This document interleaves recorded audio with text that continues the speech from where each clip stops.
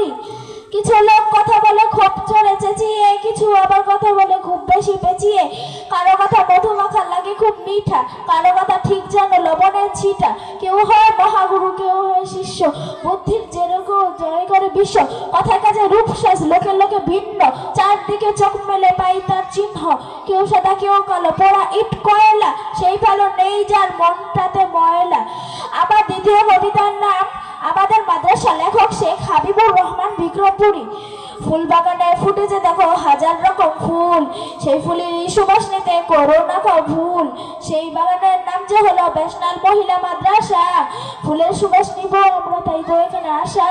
উস্তাদগণ এই বাগিচার যুগের সেরা ফুল, তুমি খোদা এই মাদ্রাসাকে করে নাও কবুল। আমার তৃতীয় কবিতার নাম বোরকা। তোমরা যদি বোরকা পরো কেউ নেবে না কিছু, রাস্তাঘাটের নোংরা ফেলা বলবে না তো কিছু। তোমরা যদি হিজাব পরো লাগবে অনেক ভালো, সবাই তোমাকে বলবে দারুণ হয়েছে যদি তাও কালো।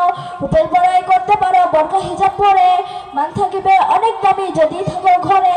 বাজার ঘাটে চললে তোমার মান থাকবে নিচু, খারাপ লোক চোখ ঠেটাবে নিয়ে তোমার পিছু।